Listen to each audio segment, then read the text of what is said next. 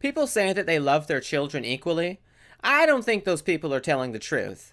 There's no possible way that you can like two different things equally.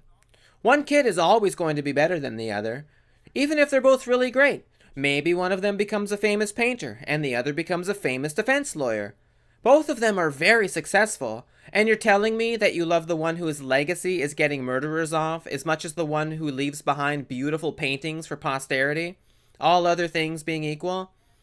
And all other things being equal is a statistical impossibility.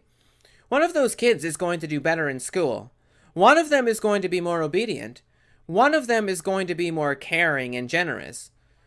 One of them is going to remind you of yourself more than the other one. And one of them is going to be more physically attractive than the other. That's inevitable. Even if they're twins, one of them will be cuter. No two people can be equally handsome. And it is scientifically proven that people with more attractive physical features are generally liked better and receive favorable treatment from people. There's no way that type of psychological phenomenon doesn't affect you when you're dealing with your own kids. You are going to be less annoyed when cute little Susie spills her spaghetti than when pug-nosed little Bobby does it, and there's nothing you can do about it.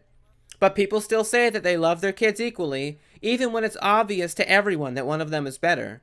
There are people who have one kid that is a doctor with a beautiful family, and one who's a drug addict that's in and out of jail with a taste for cheap hookers, and still, both parents will say, I love my children equally. They each have their own unique qualities.